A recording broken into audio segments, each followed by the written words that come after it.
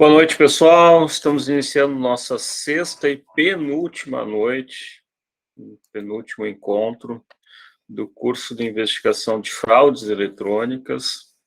Hoje a aula é comigo e com o mestre Alessandro Barreto, e a gente vai focar aí na questão dos golpes cometidos através de redes sociais, mídias sociais, quais as principais possibilidades, né, de atuação, até mesmo antes, durante e pós-fase policial, para que todos possam aí saber o que fazer. Alessandro, obrigado pela parceria. Vou deixar contigo aí para poder tocar o tema e vou me metendo, né, nas lacunas aí que surgirem de possibilidade de fala. Aproveitar, né, além de uma propaganda, hoje a gente vai sortear, né, Alessandro, 2 livros, um livro Crimes Cibernéticos, Ameaças e Procedimentos de Investigação, para quem ficar até o final da aula, e o Alessandro também vai sortear o outro aí, né, Alessandro? Boa noite. Olá, pessoal, tudo bem? Eu vou sortear um livro Vingança Digital, mas a gente vai sortear só no finalzinho da aula, para quem tiver presente, tá? Olá, galera, vamos aí com nossa aula de investigação e fraudes em mídias sociais. Muita responsabilidade depois do nível das aulas que vimos, então a gente vai ter que trazer coisas interessantes aqui para vocês. Bom, vou logo deixar de conversa e iniciar nossos tópicos. Mais uma disciplina dentro do curso de investigação de fraudes eletrônicas. Vamos fazer inicialmente uma apresentação. Eu sou delegado de Polícia Civil do Estado do Piauí. Já estou caminhando aí para os 22 anos de carreira. Estou descendo a escadinha para aposentar. Eu prometo a vocês que no dia que tiver tempo, eu aposentarei, porque eu tenho um bom trabalho, mas depois de certo tempo a polícia vai pesando nos ombros. O Emerson, aí, que já está com uns 40 anos de polícia, ele já sabe como é que está, né? E aí eu trabalhei em vários municípios no estado do Piauí, cheguei a trabalhar na coordenação de investigação contra o crime organizado, trabalhei na inteligência, e lá comecei a desempenhar alguns trabalhos na atividade de cyber. Está aí minhas redes sociais, no Linktree vocês vão achar todas essas informações, o meu Lattes, e principalmente no meu Instagram, Del Barreto 19, e no LinkedIn, Del Barreto 19. Tá? Vocês vão encontrar essas informações. Eu adoro escrever, tenho algumas dezenas de artigos publicados, livros também, em parceria com o Emerson. Acho que é importante para nossa atividade escrever, se posicionar sobre determinado assunto. Você não precisa ser doutor, nem mestre, nem astronauta para escrever, não. Você precisa ter um conhecimento na área e ter uma boa metodologia. Está aí alguns dos livros, o Isaac até mostrou os primeiros cybercrimes. A gente ele não foi lançado anteriormente por conta da pandemia, então vai ter um lançamento agora, esse mês ainda, na Biblioteca do Supremo Tribunal Federal. Vingança Digital, que esse livro ele vai ser, eu vou sortear um agora no final da aula. Investigação e Inteligência Criminal em Fundos Abertos, foi escrito em parceria com o Emerson Wendt, que foi o primeiro, né, Emerson? E o que sai mais, o que vende mais e o que dá mais, assim, um dos mais gratificantes. Deep Web foi escrito em parceria com o professor Erickson, que é perito da Polícia de São Paulo. Cyber Dicas, Eleições, que é um roteiro de boas práticas para atuação. Operação Lua na Infância, esse um das foi escrito para relatar os bastidores da operação sem detalhar a metodologia, CyberCADs, que está disponível no site da WB Educa, e Manual de Investigação Cibernética. Está desatualizado, não recomendo que comprem, né? Inclusive, estou pensando aí no projeto com o Emerson, vamos ver se os tempos encaixam e a gente consegue fazer algo interessante, bem prático para vocês. É bom demais para ser verdade, tá? Tá no site aí da WB Educa, ele tem alguns livros físicos, mas ele está disponível, quem quiser baixar, fica à vontade. E, Emerson, contigo a palavra, agradeço demais a parceria, e vamos brincar hoje com o pessoal sobre investigação e fraude em mídias sociais. Beleza, pessoal. Bom, o Alessandro aí aumentou um pouquinho meu tempo de polícia, não são 40 anos, são 28 anos de atividade policial, fui policial rodoviário federal, e depois, 4 anos eu fui policial rodoviário federal, de 94 a 98, depois ingressei como delegado de polícia no estado do Rio Grande do Sul, aí fui titular de delegacias, fui delegado de polícia regional, no interior do estado, fui diretor do departamento de inteligência da Polícia Civil por 2 oportunidades, fui diretor do departamento de narcóticos também por 2 oportunidades, que aqui no Rio Grande do Sul chama Departamento Estadual de Investigações do Narcotráfico. Respondi pelo departamento de informática, departamento de telecomunicações, departamento de homicídios, vários outros setores. Fui encarregado do sistema de interceptação de sinais por 4 anos na Secretaria de Segurança do Estado, fui diretor de inteligência da Secretaria de Segurança do Estado, secretário municipal de Segurança Pública de Canoas, e também, né, fui chefe de polícia do Estado do Rio Grande do Sul.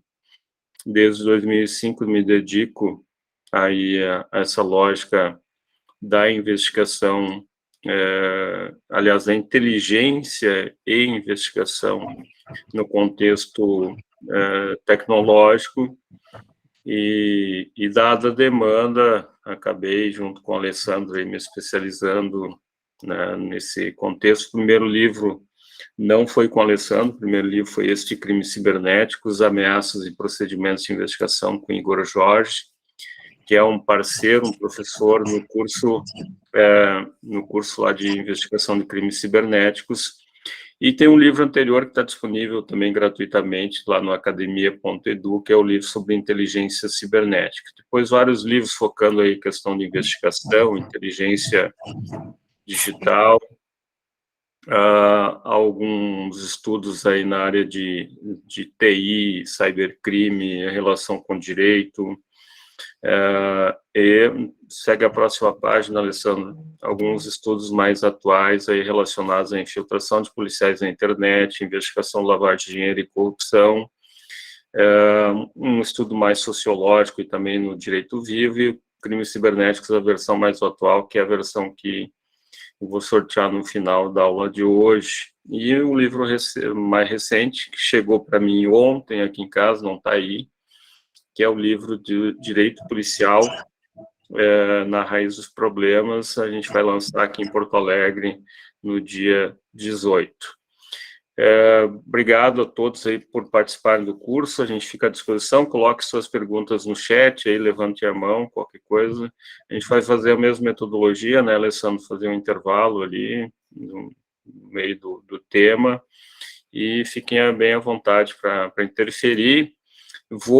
Conversei, até dar um recado, conversei com o professor Cristiano Rita, também, o nosso professor aqui, e vou mandar para vocês, disponibilizar junto com o conteúdo, 2 arquivos, um arquivo de um manual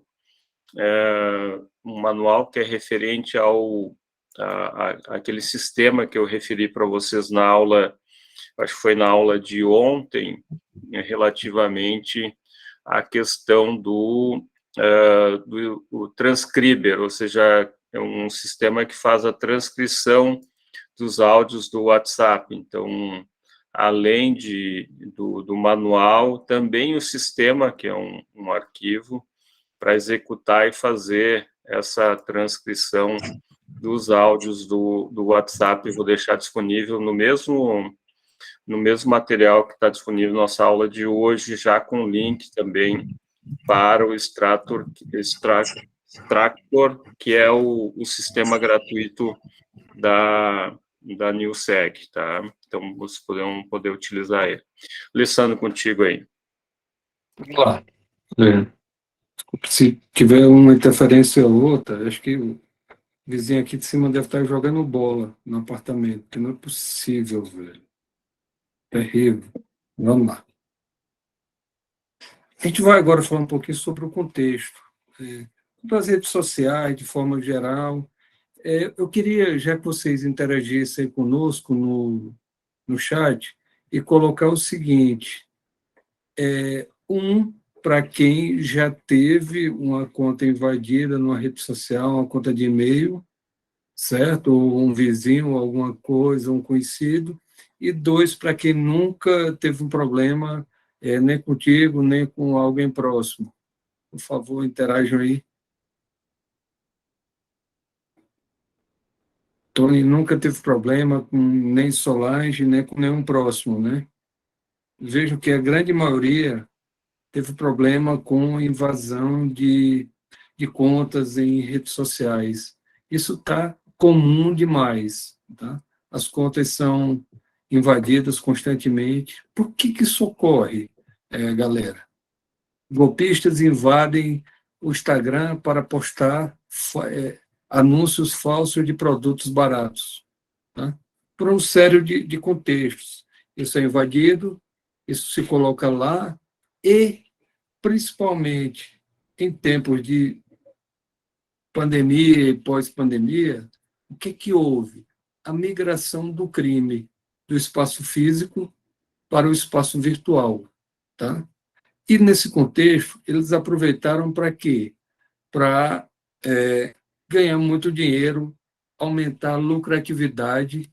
Por quê? Porque no meio do caminho existem infinitas vulnerabilidades. E, principalmente, eu acho que, para mim, a maior de todas, é o vetor de ataque, é aquela pecinha que fica entre a cadeira e o monitor, que está clicando em tudo, que não se protege, que não toma cuidado, tá? E que confia demais.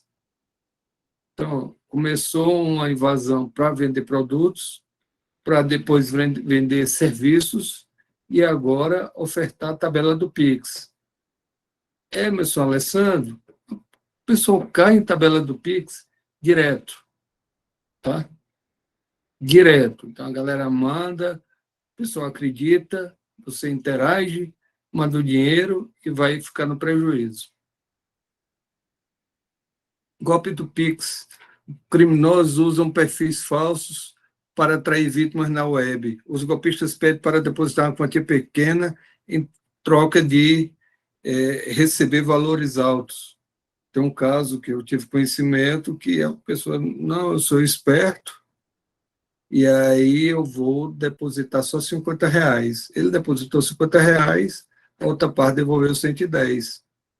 Pô, é bom mesmo, o negócio serve. Então, mestre, Emerson, eu quero mais. Aí o Emerson disse para mim, quanto é que tu tem? Pô, eu tenho 1.500. Me manda que eu vou te devolver 3.200. Cara, isso não tem lógica, mas o pessoal termina caindo. Com mais de 500 mil seguidores, redes de perfis falsos aplicam golpes de cartão e do Pix. Então, assim, tá comum demais isso. Novo golpe no WhatsApp. Criminosos usam o nome de facção para roubar vítimas. Ou o termo não seria nem roubar, seria extorquir, né? Isso está sendo muito comum. É o famoso golpe da facção. Eu até já publiquei isso no meu Instagram, onde os caras lá mandam o WhatsApp para o Hilton e dizem, Hilton, aqui é a facção tal, eu fui contratado para te matar. Ou mando um dinheiro aqui, ou eu vou na tua casa aí, aí você vai ver. Então, tem gente que cai, tá? Cai bastante. E termina mandando dinheiro. A Bárbara fala, o pior de tudo, realmente, é a pessoa cai nos golpes. Mas, Bárbara, tem a questão da... eu vi uma frase muito boa lá no Rio, eu estive no Rio esses dias, aí é o seguinte, todo dia sai para a rua um otário, tá? E um golpista. Então, alguém vai ser enganado.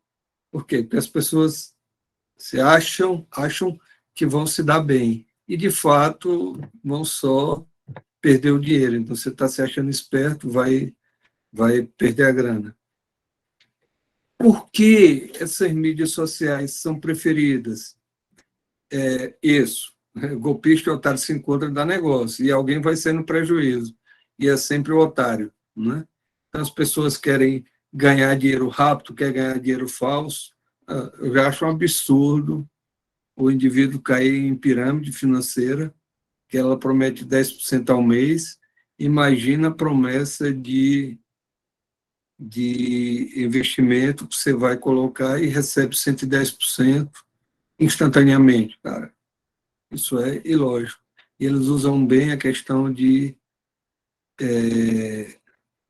é um dinheiro que o gerente tem acesso, e aí as contas estão bloqueadas, mas ele consegue retirar. Beleza. Retira para você, meu irmão. Facebook, YouTube, Instagram. O que a galera prefere muito? Por diversos fatores. Tá? Um deles é a quantidade de usuários, certo? E o WhatsApp. Faltou colocar o WhatsApp aí. Então, tem muito usuário. Usuário desatento, usuário que não conhece as regras de segurança, tá? Usuário que não sabe como se proteger.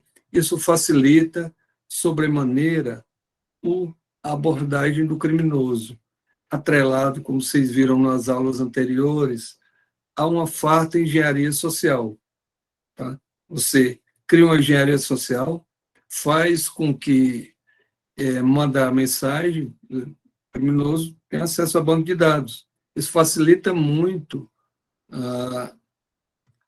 a praticar o golpe. Se eu sei tudo do Emerson, sei quem é o pai, a mãe, mulher, filhos, onde mora, a rede de contato, para mim vai ficar muito fácil fazer essa abordagem aos parentes dele. Que o Emerson, estou na polícia hoje, não estou podendo, me manda um dinheiro aqui. Tá? Então fica muito fácil essa abordagem. Um outro aspecto que a gente vê nessas redes sociais é no que tange à configuração. O usuário, ele não coloca, primeiramente, ele não conhece como funciona, não lê as políticas de privacidade e os termos do serviço, e termina só lendo aquela parte que li e concordo, e aceito os termos do serviço. Por favor, vamos interagir comigo aqui no chat. Quem já leu as políticas de privacidade dos serviços, quando vai utilizar, 1. Quem não lê, 2. Para eu ver como é que... 2. Você lê aquela parte que fala li e concordo, não é isso? É a maioria. Alessandro, deixa eu te interromper aqui. Aqui é um ponto importante, né, nessa questão, né, para quem trabalha com isso, com fraude, com investigação, não só, eu estou falando aqui dos 3 principais atores que a gente vê nesse curso, né, policiais, advogados, setor financeiro, setor de fraudes. A questão da política de privacidade, ela serve para nos orientar na investigação, inclusive. Se a aplicação diz que coleta de determinado dado ou que retém algum dado para alguma finalidade, significa que ela tem esse dado para fins de uma investigação. E aí a gente aplica, né, depois o Alessandro vai focar lá na frente, a questão do marco civil da internet com algumas regras. É só importante essa pergunta do Alessandro aí, né? Quem lê, né, 99,8%, vamos dizer assim, dos usuários não lê. Mas nós que trabalhamos nessa área, nós precisamos ler não só para a questão da blindagem, nós precisamos ler para saber o que buscar na investigação criminal. Isso é importante demais. Quando você conhece, você sabe o que buscar, o que pedir, e como até como lidar com esse tipo de aplicação. Por exemplo, por vezes, já tive situação do Instagram, do Facebook, indeferir uma remoção de conteúdo, tá? E eu utilizei o que fala nas diretrizes da comunidade do Instagram, por exemplo, e eles, segundo a diretriz, ela fala isso, retira o conteúdo. Eles terminam retirando. Agora, eu vejo muitas plataformas muito bitoladas, porque é o seguinte, se tu pede a remoção de um perfil falso, e se tu manda para o setor de fraudes, eles não removem. Tem que chegar no setor de conta falsa. Meu amigo, não importa onde chegou, você está olhando, vê que é um perfil falso, você tem que tirar. Não, não, não. Aqui é só para a gente ver se ele está cometendo fraude. E aí eles são bem bitolados em algumas respostas. Eu recomendo a vocês uma leitura interessantíssima da Shoshana Zuboff, onde ela fala sobre o capitalismo de vigilância. Tá? O que é o capitalismo de vigilância? Deixa eu tentar explicar para vocês um exemplo. Tem uma plataforma que ela te oferece um mapa, não é para saber onde você está, é para saber para onde você vai. Então, são comportamentos preditivos. Tá? Eles chamam isso de mercado de comportamento futuro. Então, quando eu tenho informação suficiente sua, eu consigo vender para terceiros, e isso, para mim, vale muita grana, tá? Para que eu poder te direcionar um conteúdo. Aí vai aquela história de não existe almoço grátis, essa oferta de conteúdo, oferta de plataformas, mas, por outro lado, está buscando o teu dado.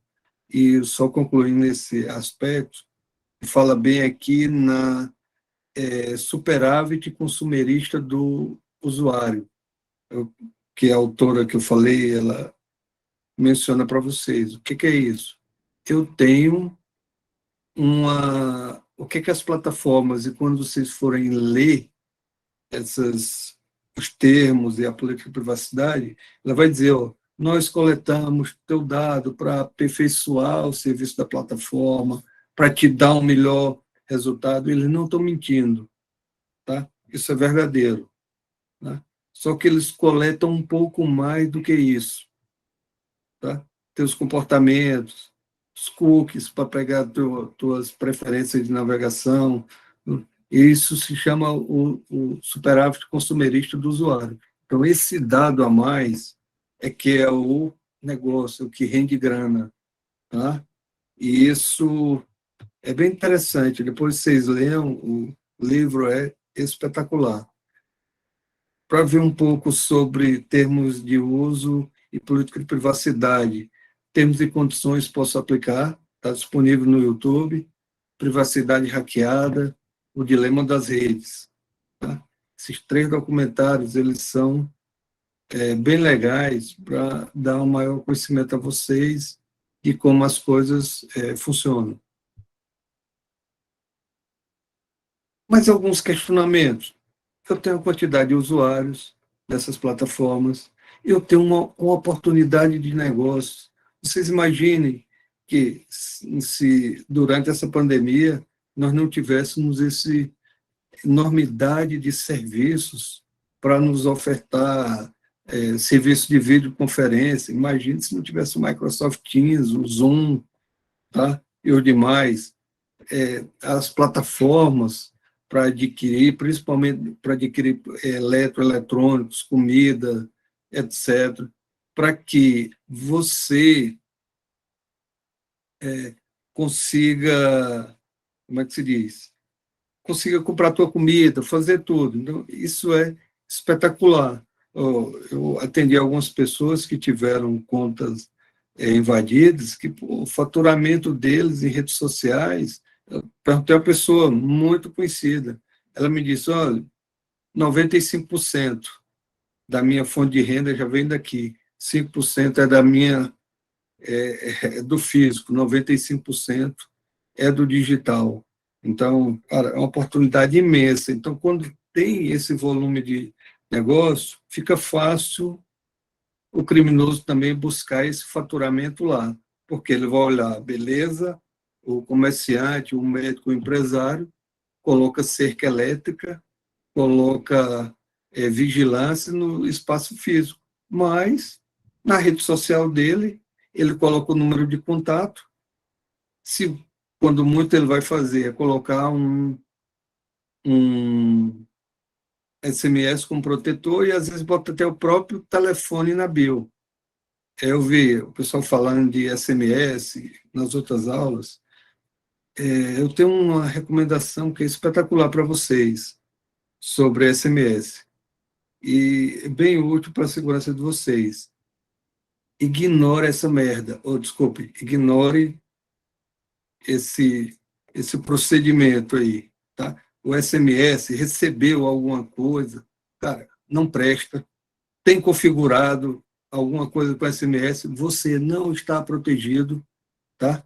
Não está protegido, qualquer hora você vai ter problema. Então, assim, eu vi muito durante a época da pandemia, a pessoa recebeu, você tem 400 mil milhas AVC, clique aqui para não perder. Cara, paciência. A confiança cega no dispositivo. Né? Eu tenho um livro bem interessante que eu recomendo a vocês a leitura também, que é do Mark Goldman, Marcgoodman, Mark Goldman, Crimes Futuros. Tá? O que ele fala? Que o usuário ele tem uma confiança cega no dispositivo. Cegamente ele diz, tudo que chega ali é verdade. Clique aqui, senão tu vai morrer. Pô, vou clicar. Clique aqui, senão vão fazer uma compra de 200 mil reais no teu cartão. Então, assim, essa confiança é impressionante. A impunidade, tá? Eu vou falar um pouquinho mais na frente, mas já trago aqui uma indignação minha, é do Emerson também.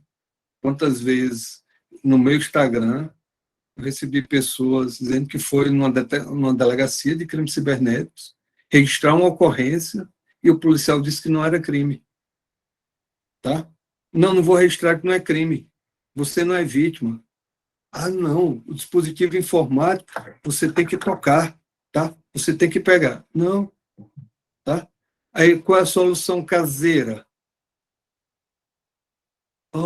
Segue aqui esse Instagram do delegado Emerson, do delegado Alessandro, e fala com eles que eles recuperam tua conta. Tá? É desse jeito. Hoje, agora, o Instagram está liberando a recuperação com ofício do delegado de polícia. A pessoa falou comigo, eu disse, está aqui o modelo, leva o delegado e falar com ele. Chegou lá na cidade lá do Sudeste, da região Sudeste, e aí o delegado disse, não vou fazer isso não, dá trabalho demais e não resolve nada não. Você perdeu sua conta. Cara, isso é terrível. Então, a impunidade, ela é um peso para isso também. E um outro aspecto relevante é a engenharia social. Tá? Isso ajuda demais, demais, demais. O criminoso tem acesso a data brokers, tem acesso à tua vida, tu expõe tua vida facilmente, tu não tem teu WhatsApp configurado corretamente, tua rede social está aberta, isso ajuda muito. E, por fim, o que é crucial, educação digital. Esse é o principal aspecto. Não adianta investir milhões se o usuário não está consciente da parte dele, não clicar em nada, de não passar informação, de não achar que ganhou as coisas. Quem é o criminoso que comete fraudes nas redes sociais? Tá? É aquele indivíduo que tem conhecimentos avançados na área de tecnologia da informação, é aquele que abre o notebook, vai lá e consegue invadir uma determinada rede e faz isso ou aquilo. Sim ou não? Eu asseguro a vocês que não. Esse criminoso, na sua grande maioria, tá? Não posso colocar, quem é da área sabe, quando eu falo 100% para qualquer coisa na área de tecnologia da informação, eu estou mentindo, tá? Não existe esse percentual, não existe essa quantidade em absoluto, tá? Sempre tem uma exceção, tá? Mas hoje, a grande maioria que está invadindo as contas para cometer tabela do Pix, para fazer essas coisas, é o criminoso que saiu da porta do banco, é aquele que trocava o cartão na porta de banco, é aquele que abordava com bilhete da loteria premiado e a pessoa acreditava, é aquele criminoso, cara, o golpe do achadinho, tem vários. É aquele criminoso que não tem conhecimento avançado na área de tecnologia da informação. Mas por que que ele saiu da porta do banco e foi para a internet? Porque é extremamente lucrativo, tá? Enquanto talvez passasse o dia todinho para aplicar uma troca de bilhete, em algumas horas consegue clonar, invadir várias contas. Tá? Eu até uma vez eu publiquei o WhatsApp clonado, a pessoa na tecnologia da informação mandou um direct para mim. Mas não é clonado, é sequestrado. Eu sei que é sequestrado. Mas se eu for colocar que é o WhatsApp sequestrado, a grande maioria não entende.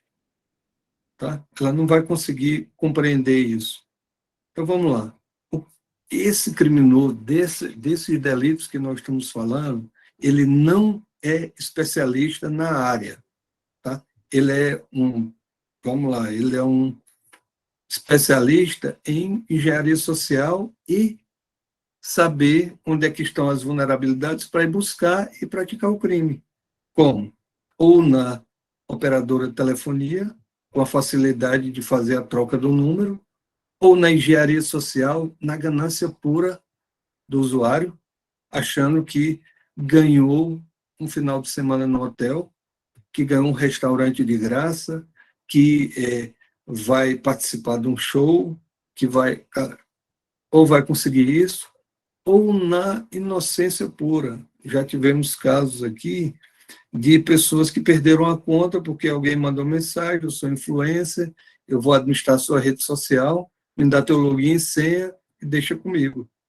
Tá? Ou, no último caso, que eu tenho visto algumas vezes também, venda de conta.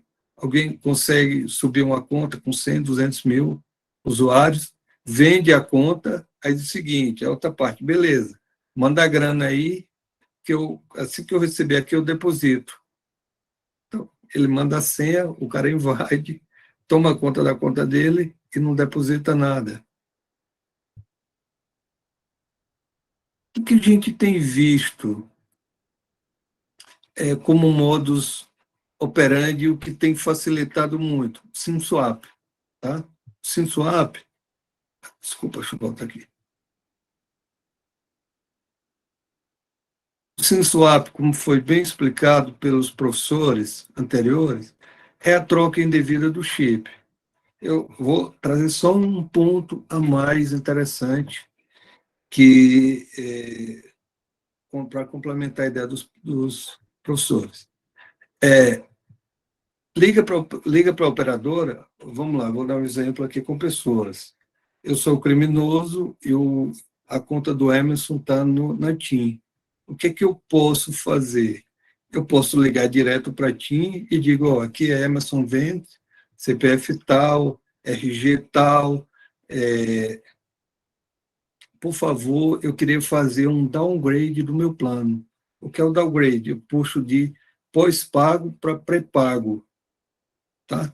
Quando faz isso, eu pego um chip, coloco no meu aparelho, o Emerson perde o acesso. Essa é uma das formas. A outra é a portabilidade, certo? O que é que eu consigo fazer com a portabilidade? Isso está muito comum, principalmente para uma empresa de telefonia que é ligada aos Correios, é da Sof Telecom. O que que eu faço? Eu ligo para a Sof Telecom e digo, ó, aqui é o Emerson, vende CPF RG. Traz o número dele da TIM para cá. O que que a operadora, ou a Sof Telecom, ou as outras operadoras fazem? Ela não entra em contato com a TIM direto. Ela entra em contato com a ABR Telecom, que é quem gera, que é a gestora da portabilidade no Brasil. Depois vocês olham o site dela, ABR Telecom, aí você coloca um número de telefone e ele diz até qual operadora que ele está vinculado. Então, vamos lá. Eu chego para a Soft Telecom e digo, ó, aqui é o Emerson, traz o número dele para cá. A Soft Telecom abre um ticket sistêmico para a BR Telecom. E a BR Telecom fala com a TIM e diz, TIM, manda o número de telefone do Emerson para a Soft Telecom. E o que, que vai ocorrer? A TIM pode se recusar? Não. Ela só pode se recusar se houver inconsistência de dados, certo? Houve inconsistência de dados, ela pode fazer isso. O Emerson está devendo, não está... Cara, não interessa. Ela tem que fazer a portabilidade, beleza? Fez a portabilidade, aí, irmãozinho, está vinculado com o SMS, morreu. Engenharia social, já falei para vocês. Parabéns, Isaac, você ganhou um final de semana no hotel tal. Lamentamos, a pandemia está terrível. Eu vou te mandar um código e olha, Isaac, tu não clica em link, tá? Tu vai receber um link, mas clicar em link é muito perigoso, tá? Tu faz o seguinte, tu me faz um print dessa tua tela e manda de volta, porque aí você vai estar bem seguro. O que que ele faz? Eu mando aqui, Isaac recebe um SMS.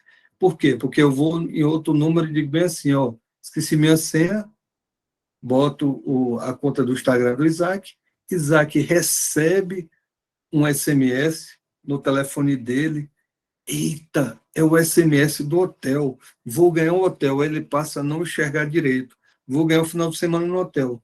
Faz o print daquele SMS, manda para o cara, ele reseta a conta do Isaac. Às vezes por dados vazados, tá? Em alguns sites, de hashed ou I have been pwned. Eu vou lá e coloco a conta de e-mail do Eric e vejo lá que o Eric tem vazamentos na Amazon e em outros sites, e eu consigo aquelas senhas que foram vazadas e vou tentar para ver se essa senha ela também se repete no Instagram, no e-mail, eu consigo derrubar. E senhas repetidas. Essa semana, viu, Alessandro, num caso, a gente pegou senhas vazadas, inclusive no Lampire. Senhas repetidas, senhas fáceis, 1, 2, 3, I love you, 1, 2, 3, 4, 5, 6, 7, 8, aí fica fácil.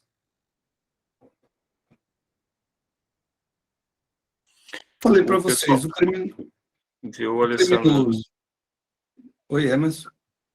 Até o pessoal comentou bastante aqui no chat, né, sobre as questões do aumento de roubo de celular e invasão de contas, outra metodologia, a gente vai falar na sequência também, né? Isso, posso até dar uma detalhada lá na frente. Nesse caso do SimSwap, a Bárbara, já que tu vai entrar em outro tema, a Bárbara perguntou sobre a questão da responsabilização. Eu acho que vai ser uma abordagem mais à frente também, mas se quiser já antecipar. Vamos lá, Bárbara. O que acontece?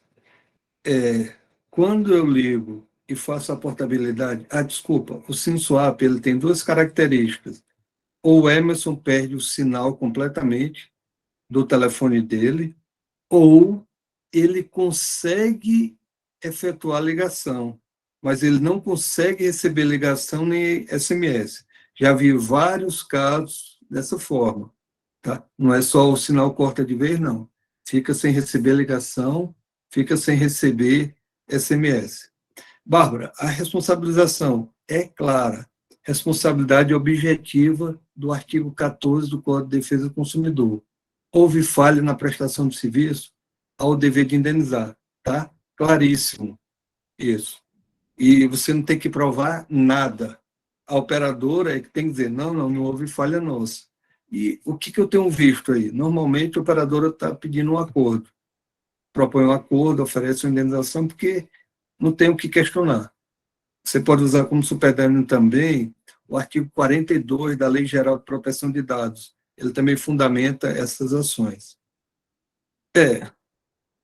Coloquei o termo aí, não é casa, Software as a Service, é SaaS. Ok. O crime como serviço, né? Crime como serviço, estrutura como serviço, várias coisas.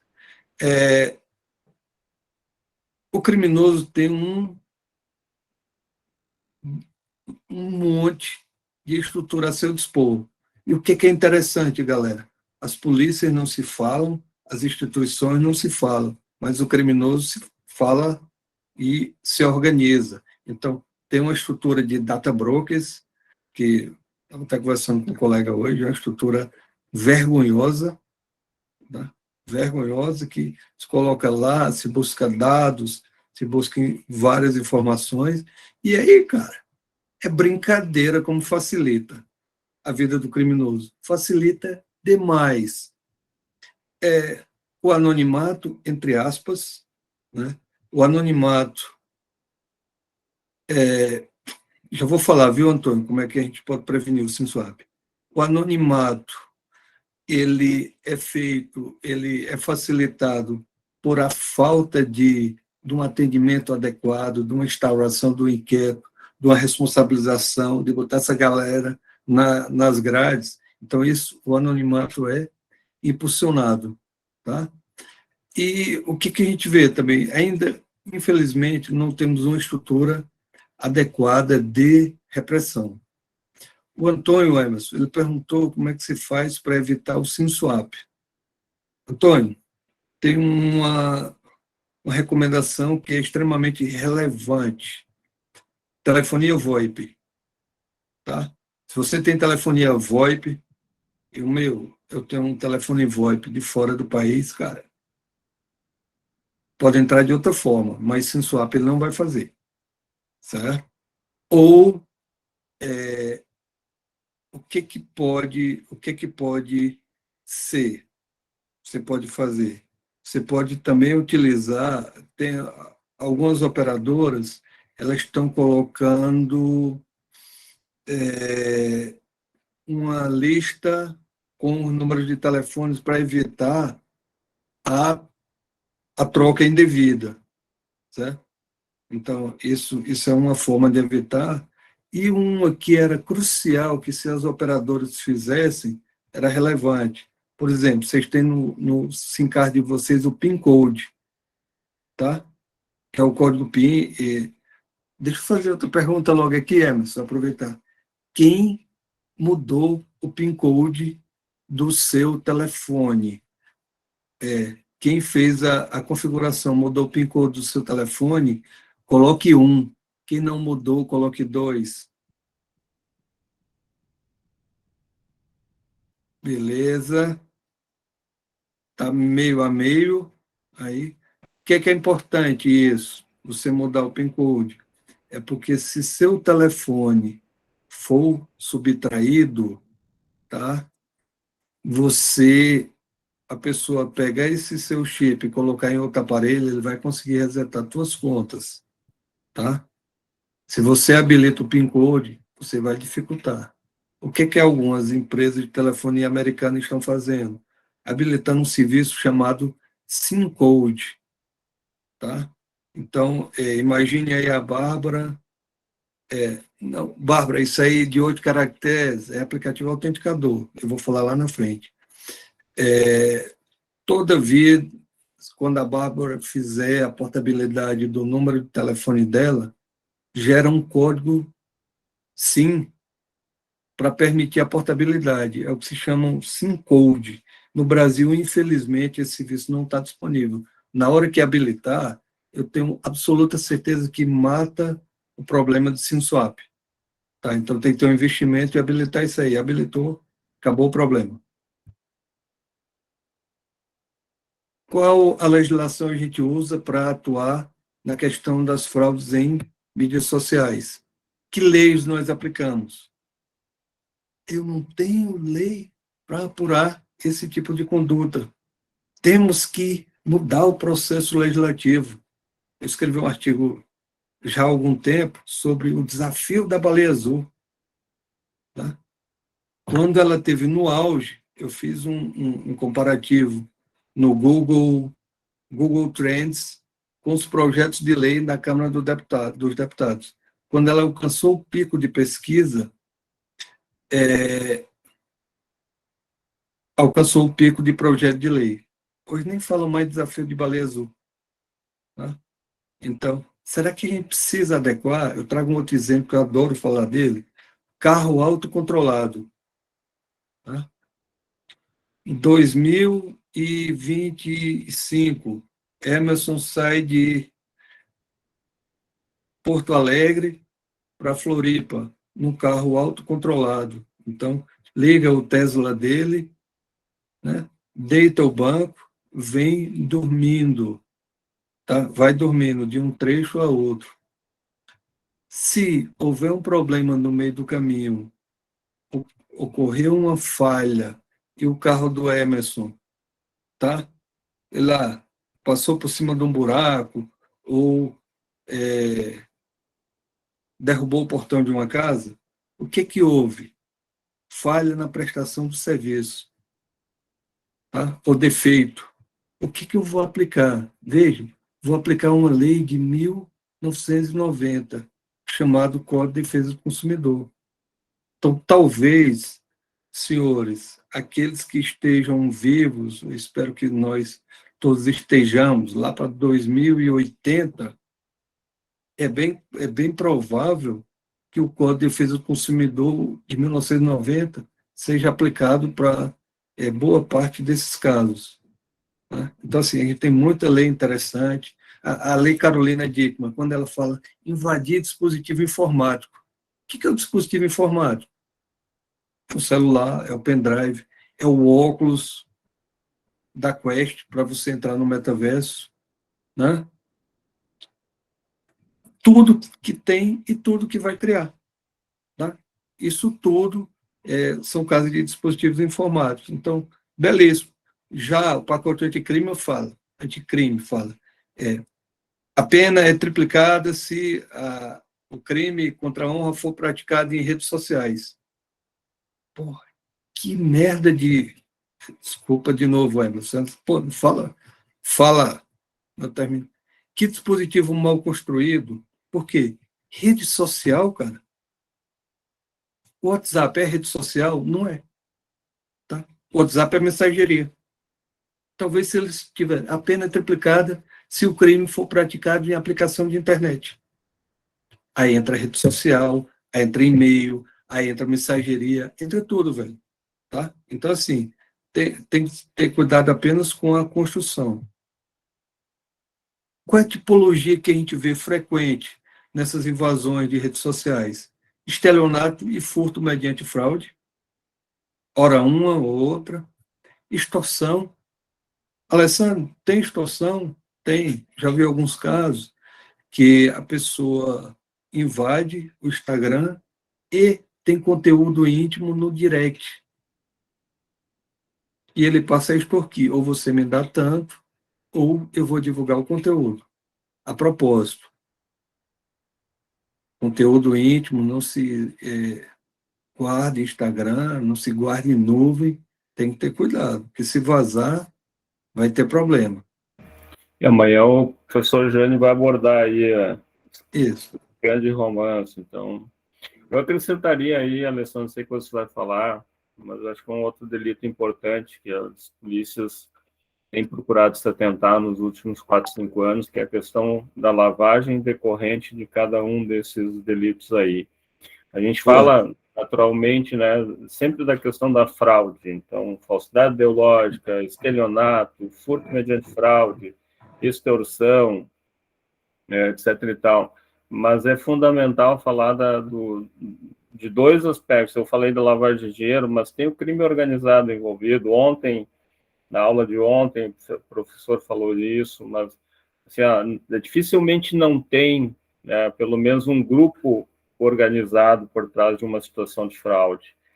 Dificilmente é um estelionatário só, né? Ou seja, ele atua em conjunção de esforços e, por isso, até um aumento de pena, um outro tipo criminal. Nessa questão mesmo que a Bárbara comentou, do furto, roubo de celular, depois da questão da invasão de contas, nós temos aí um concurso material de crimes, né? Não só o furto ou o roubo anterior, mas também os crimes sequenciais que acontecem na questão da subtração, né, dos valores, da eventual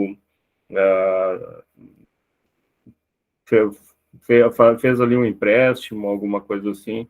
Então, tem uma fraude sequencial aí. A gente vê também, bom, Emerson, obrigado aí pela interferência, pelas observações. Vingança digital, exposição de conteúdo íntimo, sem autorização, e vê também crimes contra a economia popular. Isso é bem até interessante, essa tipificação, porque é o seguinte, quando tem vítimas indeterminadas, tá? Eu tipifico aqui, vamos supor, alguém subiu um site para praticar fraude. Eu tenho vítimas indeterminadas, vai para a economia popular. Eu tenho vítima determinada, vai para o estelionato. A gente tem visto muito a questão do estelionato eletrônico. Eu vi logo quando foi sancionado e se houve uma mudança da competência para processar e julgar esse tipo de crime. Eu vi alguns colegas criticando, não é possível, vai vir tudo para cá. Mas, olha, antigamente, no caso do estelionato eletrônico, iria para o local que houve o proveito econômico. O que a gente tem visto muito, algumas fraudes, a concentração delas? São Paulo, muita coisa no estado de São Paulo, Ceará e Goiás. Tá? Então, normalmente, se mandava uma precatória, cara, se perdia no meio do caminho. Então, o local onde a vítima reside, realmente a gente vai encontrar mais elementos para essa apuração, tá? Que vai facilitar uma série de fatores. Depois, se vocês quiserem até ler, também tem um termo que está se popularizando muito aí fora, que é o Jurisdiction Forum Shopping. O que é isso? O local para apurar é onde a lei é mais severa de crimes praticados na internet, tá? E onde possa coletar o maior número de evidências. Então, tem alguns países que já estão decidindo nesse rumo. Então, se, vamos supor, a vítima tem uma conta invadida, ela está em Vitória, a outra está em Belo Horizonte, e a outra está em Canoas, Rio Grande do Sul, e Canoas foi o primeiro que tomou providência, tá? Que tem esse vínculo, Canoas vai ser o local para processar e julgar em virtude da prevenção. Estelionato, fraude eletrônica. Vamos lá. Quando a vítima tem a rede social invadida e terceiros são prejudicados, a tipificação ela vai entrar para o estelionato. O Emerson teve a conta invadida e o Antônio depositou R$1.000 achando que ia comprar um sofá dele. Então, vai estar presente o estelionato. O local para processar e julgar vai ser em Canoas, Rio Grande do Sul, que é a residência do Emerson. As contas de redes sociais são dispositivos informáticos ou dispositivo informático é só hardware, eu preciso tocar, eu preciso pegar, tá? São dispositivos informáticos, conta de e-mail, conta de Instagram, conta de Facebook, de YouTube, de WhatsApp, todos são dispositivos informáticos e assim tem que ser considerados, tá? Até porque, amigas e amigos, está se chegando um momento que até o celular, se duvidar, vai acabar, entendeu? Você vai ter muito dispositivo que vai estar só, você não vai usar mais, por exemplo, a gente fez a vídeo lá no metaverso, né, Emerson? Você entra num outro mundo e sem precisar estar tocando em equipamento nem nada, já abre o teclado virtual, ele já conhece o movimento das mãos, né? Então é bem interessante. Então, senhores, não vou registrar porque não é dispositivo informático. Tá errado. Tá? Rede social é equiparada. E, olha, o que se fala na Lei Carolina Dickmann? Quando houver alteração de dados, eu invadi a conta do Emerson, mudei o e-mail, mudei a senha, mudei o telefone. Alterei ou não? É um delito formal. O simples fato de eu invadir já configurou o crime. Tá? Eu não preciso fazer mais nada. Se eu entrei na conta do Emerson, já configurou o crime. Se eu entrei e causei prejuízo econômico, eu vou ter a pena aumentada, ou se eu fui lá e ainda peguei o conteúdo da comunicação privada deles, ou Emerson, ou tu me paga, ou eu vou passar esse conteúdo aqui para a Valkyria. Emerson paga ligeirinho, né, Emerson? Só e título. Ela está assistindo, não, tá não, né, Emerson? Ainda bem, graças a Deus. Então, obteve o conteúdo, a pena é aumentada. Boletim de ocorrência, eu tenho que registrar? Sim. Só uma questão, Alessandro, antes de entrar no boletim de ocorrência, tá? Que é importante, muita gente acaba não informando todos os detalhes, mas aqui o Antônio me fez uma pergunta interessante, pode parecer ingênua, da questão o que é rede social, o que é mensageria, o que é blog, o microblog, o que é mídia social, porque a lei, se a gente pegar o artigo 122 do Código Penal, que essa questão do baleia azul foi transformada em nova redação ali do instigação, indução ao suicídio e automutilação, vai falar lá que a pena se aplica em dobro nos casos em que e utiliza três conceitos. Se o crime é praticado através da rede mundial de computadores, ou através de rede social, ou transmitido online. Ou seja, trouxe um conceito mais abrangente, que é rede de internet, trouxe uma redução da possibilidade, que é a rede social, e a gente pega essas redes sociais como o Facebook, o LinkedIn é uma rede social com foco específico, nós temos aí inúmeras situações, mas se a gente pegar o conceito de mídia social, ele é mais abrangente, ele abrange a rede social, abrange aplicativos de mensageria, dentre outros aspectos. Então, quando o legislador ele coloca uma limitação, o advogado, e aqui tem advogado presente, ele pode utilizar isso como mecanismo de defesa, assim como contestar esse conceito que o Alessandro abordou. O que é dispositivo informático?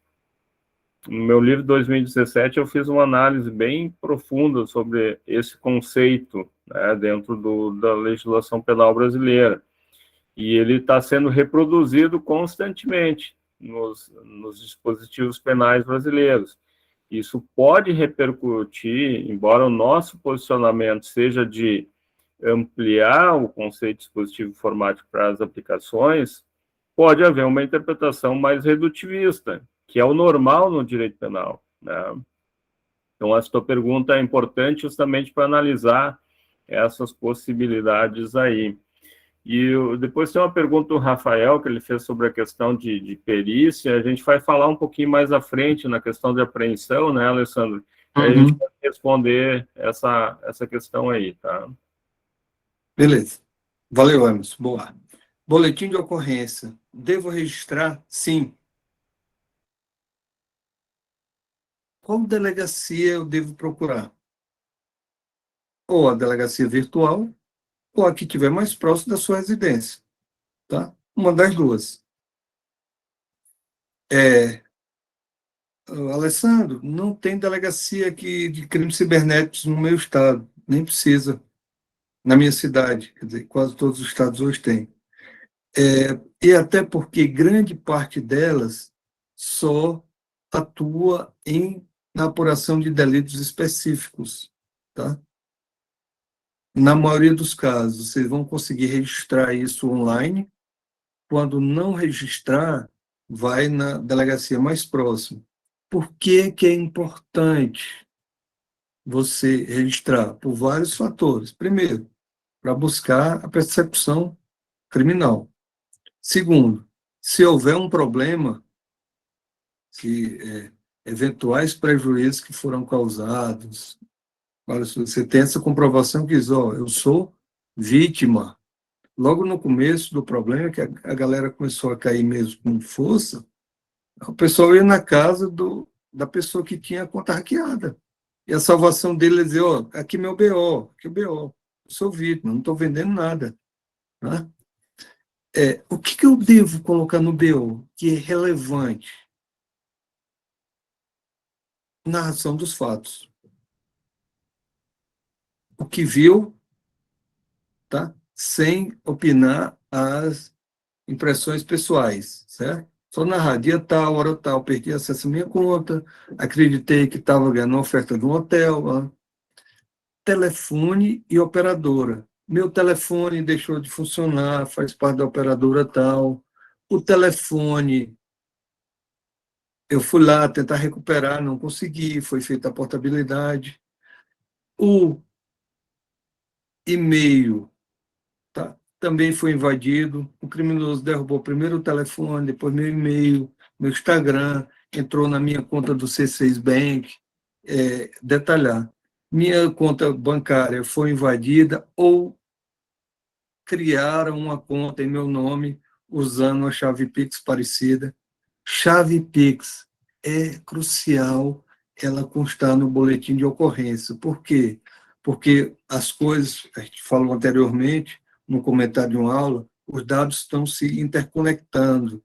Então, ele é muito importante para as investigações. Você vai ver que uma chave Pix que causou uma fraude em Teresina foi a mesma que causou em Petrópolis, foi a mesma que causou em São Miguel do Oeste, Santa Catarina. Né? Então, elas se interligam e facilitam sobremaneira a investigação. O montante do prejuízo ocasionado e eventuais vítimas e o que tem do criminoso. Ele utilizou um e-mail tal para fazer essa mudança. O telefone vinculado é esse. A chave Pix está no nome dessa pessoa. Tá? E outros dados que vocês acharem relevantes. Para mim, como policial, é um dos aspectos mais relevantes que eu vejo nesse registro de ocorrências é a chave Pix. Tá? Você, com a chave Pix, ela pode ser um orientador para vários e vários casos. O policial não quis registrar o BO. E agora, Emerson, como é que faz? Se não quiser registrar o BO, tem, no meu ponto de vista, duas. Eu não quero antecipar o que tu vai falar, Alisson, tá? Mas eu tenho duas soluções principais. Uma delas, né, é encaminhar uma notícia crimes. Eu procuraria nessas opções que você falou da questão do registro online também, mas eu já fiquei sabendo que alguns estados mesmo fazendo online, acabam indeferindo o registro de ocorrência. Então, eu prepararia, né, uma notícia crimes em cima desse indeferimento para encaminhar o Ministério Público, ou aqui sendo radical, em última circunstância, até para a Corregedoria, para uma análise em relação a isso. Porque assim, tem uma motivação até. Deixa eu ver como é que eu uso um nome legal. Eu tenho muita coisa para fazer, não consigo. Está muito cheia a delegacia, isso não é importante, para não dizer outra coisa, tá? Então, eu tomaria também, Emerson, esse posicionamento, notícia-crime, e, eventualmente, o atendimento não foi adequado, procuraria os órgãos de correição para solicitar providência. Porque, assim, não tem escrito em lugar nenhum do mundo que só quem registra a ocorrência é vítima, tá? Então, num crime de homicídio, ela vai ter que vir de uma lei registrar.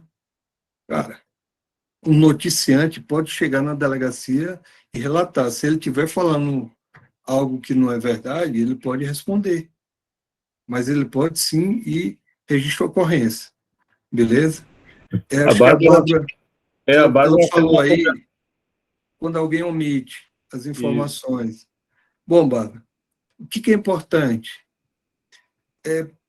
Primeiro, a consciência da vítima, a conscientização de chegar lá e contar o que ocorreu.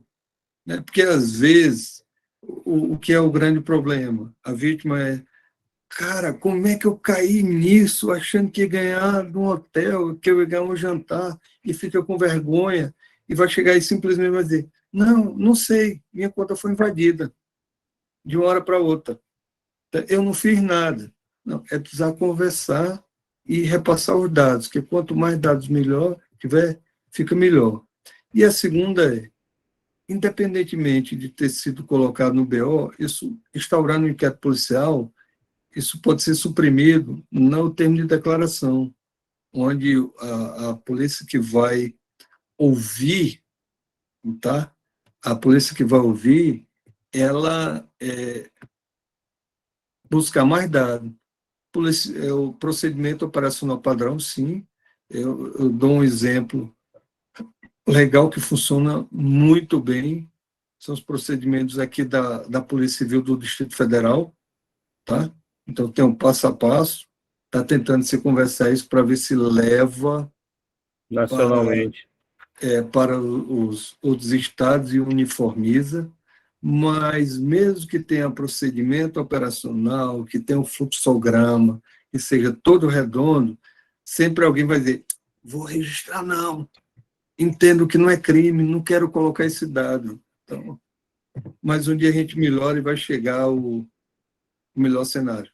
Só deixa eu acrescentar um detalhe, Alessandro, nessa ponderação da Bárbara, sobre a questão da vítima omitir informações. Isso pode acontecer muito nos casos em que o professor Jânio vai comentar amanhã, né, nos casos em que envolve algum aspecto da intimidade. A vítima de estelionato não parece, mas ela tem muita vergonha também. Então, muitas vezes ela faz um registro de ocorrência forçada pela família, por perdeu muito dinheiro, e ela omite informações. Em outros casos, que é a grande maioria, ela não sabe o que levar ou não leva todas as informações porque acaba não achando aquela informação importante. Aquilo que eu comentava nas aulas anteriores, aquele e-mail que foi modificado, né, o telefone, o e-mail num hackeamento do Instagram de uma rede social. Aquela lá é uma informação importante que vai ajudar, né, na investigação. A maioria das vítimas não leva aquela informação. Então, cabe aí justamente um esclarecimento, né, de vários atores envolvidos do que realmente importa, por isso que é importante, né, essa questão do que levar no boletim de ocorrência e o que trabalhar, né, a partir daí na investigação criminal. Bom, Vamos falar da investigação um pouco agora. O que é importante eu pegar de aspecto relevante? Normalmente são investigações interestaduais, certo? Porque o criminoso que ataca de determinado estado, ele vai buscar vítimas em vários locais do Brasil. O indicador para eles é uma conta desprotegida e fácil de ser invadida. Então, não importa se está no Acre ou no Rio Grande do Sul, qualquer uma das duas vai ser atacada. O que é importante? Eu trabalhar com consultas integradas, não por isso, informação completa no BO, dados de chave Pix, telefone, e-mail, contas vinculadas, vai ser muito relevante e beneficiários para esse tipo de investigação. Tá? O que é relevante também? Cooperação de redes sociais. Tá? Eu acho que isso está sendo a parte mais difícil. Eu faço uma crítica que está demorando muito a virar uma chave. Então, cara, isso começou forte o ano passado. Agora é que a rede social diz, não, beleza, eu aceito recuperar com o ofício do delegado de polícia. Demorou demais. Outra que é importante para a investigação, operadora de telefonia. Tá? Bom, galera, está se fazendo muito SIM swap. Operadora, me dá os e-mails que fizeram mais de 30 SIM swaps nos últimos 15 dias. A operadora tem um dado, então quando você trabalha isso, fica fácil. E identificação de organizações. Por que eu falo organizações? Porque isso resulta muita grana. Então, tem estruturas organizadas que estão atuando nessa invasão de contas. Como é que eu devo trabalhar na investigação? Isso é uma regra que o Emerson adora até falar. Começo do mais fácil e vou para o mais difícil, do simples para o complexo, né? Do que está na mão para o que está voando. Tá? Então, eu tenho que fazer esse escalonamento. Cara, eu já tenho esses dados, eu vou pegar esses intermediários e vou buscar o mais difícil. Às vezes, a gente vai resolver aqui no simples. Quantas investigações não se resolve aqui no simples? Mas não resolveu, eu tenho que percorrer esse caminho até o complexo para ser bem efetivo na atribuição de autoria. É o mais simples, né, Alex, quando vamos partir, né, das informações, uma boa coleta dos dados da vítima, né, aproveitando a fala da Bárbara, uma boa coleta das informações em fontes abertas. Ontem, depois, para quem ficou no final, até foi colocado lá no ambiente do Classroom, para vocês, em 10 minutos, eu mostrei o que seria possível coletar em fontes abertas do site que o professor Lira mostrou, e a partir daí, né, a gente poderia partir ainda de um dado também que é simples, que é solicitar um dado cadastral pela autoridade policial, pelo Ministério Público. O próprio advogado pode aí entrar com base no artigo 22 para conseguir esses dados.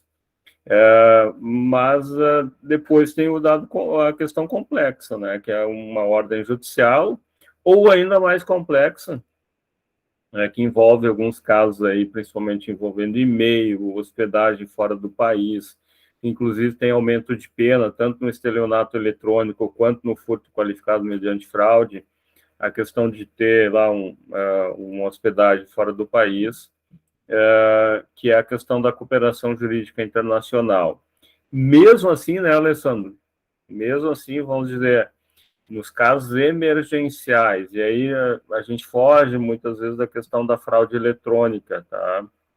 Mas quando a fraude envolve violência ou grave ameaça, né, que pode ter, no caso de sextorção, etc. e tal, a gente pode tentar aplicar a questão da solicitação com base nos processos emergenciais. Isso facilita bastante a obtenção de dados junto às aplicações. Aí tem que trabalhar com reserva e para verificar caso a caso quando aplicar isso aí, tá?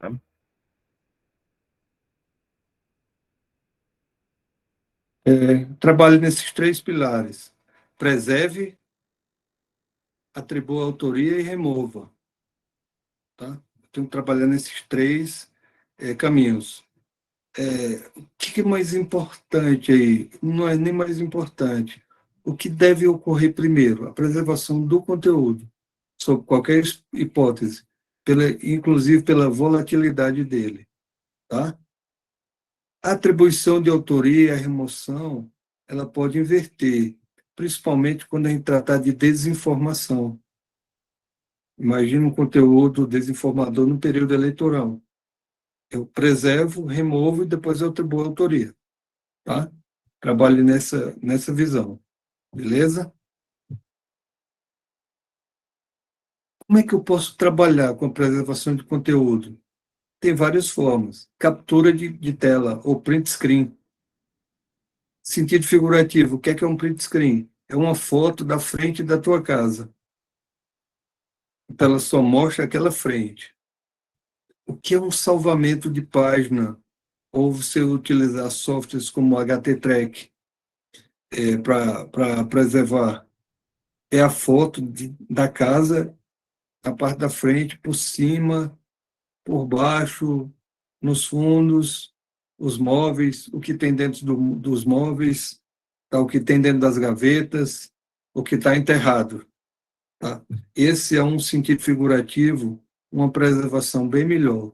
O print screen ele é questionável. Tá?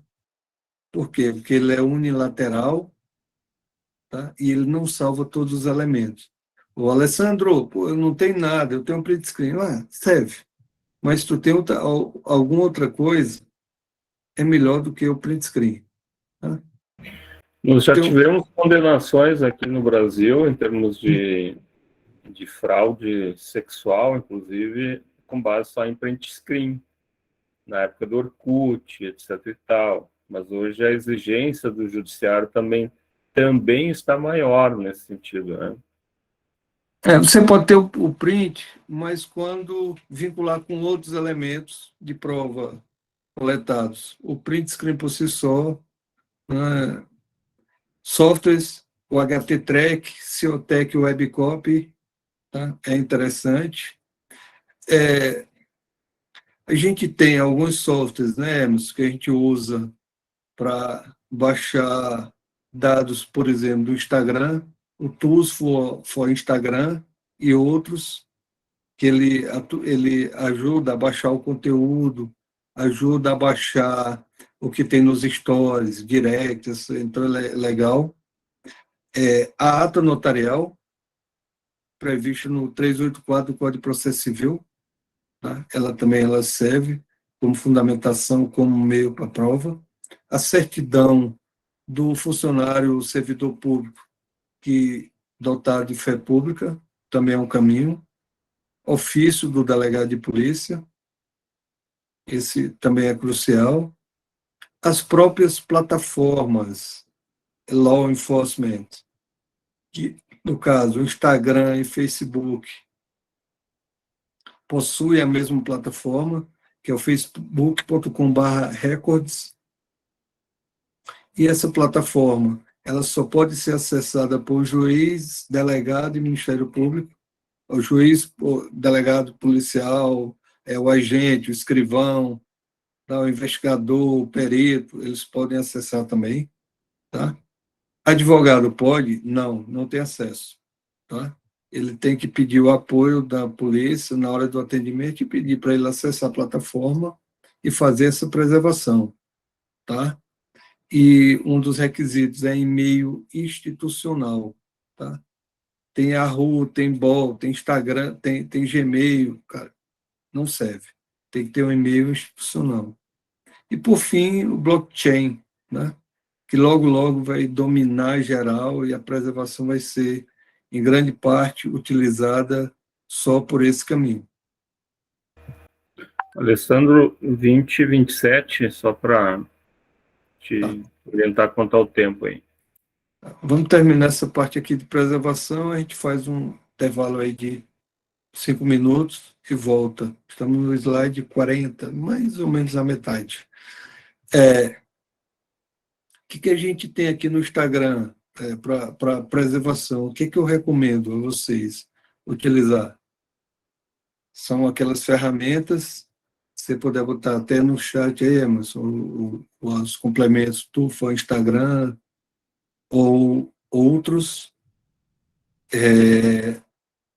ou utilizar as plataformas law enforcement, do Instagram, do WhatsApp, que é o whatsapp.com/records, do YouTube, que é vinculado a Google, que é lrs, lrs.google.com, e do Twitter, que eu não lembro de cabeça.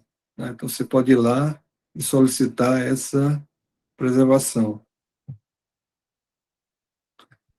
O inquérito deve ser instaurado, claro, estou diante de um crime, então a rede social foi invadida, tem que se instaurar o procedimento. É humanamente impossível instaurar todos, mas, na medida do possível, quando os inquéritos forem instaurados, os pedidos foram sendo feitos, certamente a autoria vai ser atribuída. Como é que eu posso trabalhar na investigação policial quando se trata de fraudes em mídias sociais? Lembra que o Emerson falou do mais simples para o mais difícil? O que vai ser simples aí para mim? Dado cadastral. Vou pedir o dado cadastral, vou pedir informações, porque às vezes tem um e-mail vinculado, que nesse e-mail vinculado eu vou jogar em ferramentas, fontes abertas, vou também pedir dado cadastral, vou pedir um telefone vinculado, vou ver o e-mail vinculado ao número, tá? Vou ver que outros números utilizaram o e-mail. Ofício aos bancos, falamos ontem, vou voltar a repetir, não preciso de ordem judicial quando se trata de fraude em transação financeira, não há reserva de jurisdição. Vou repetir mais uma vez, não há reserva de jurisdição. Alessandro, mas por que eu pedi o banco não nega? Eu já pedi uma vez, o banco não negou. Eu fiz de novo e coloquei o dispositivo de lei que fala disso. E ele me autorizou.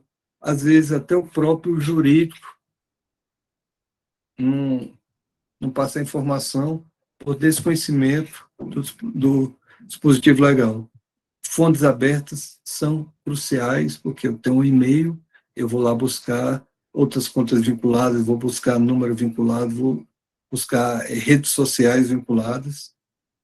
Eu tenho uma quebra de sigilo telemático e uma interceptação telemática.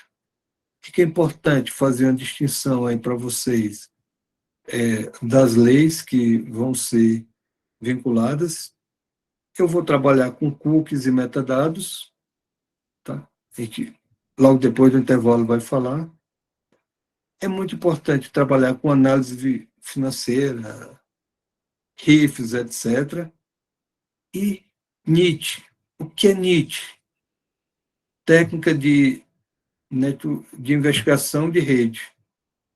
Tá? Quem quiser ler sobre isso, eu falo lá no livro da Deep Web, mas tem uma operação Pacifier, Pacifier, tá? O FBI encontrou um site que compartilhava conteúdo de abuso e exploração sexual. Salvo engano, o nome da ferramenta era Playpen, e aí ele obteve ordem judicial para instalar algo na ferramenta e capturar IPs de quem estava acessando lá. E deu gente presa no mundo todo. Tá? Que quando eu falo diligências, eu falo, não esqueça da rua. Hoje o policial só quer saber do eletrônico, tá na internet. Cara, às vezes uma diligência na rua, uma imagem do CFTV, de um saque do banco. Às vezes tu vai lá no banco, o cara sacou um dinheiro, mas passou para outra máquina, usou outro cartão. é interessantíssimo.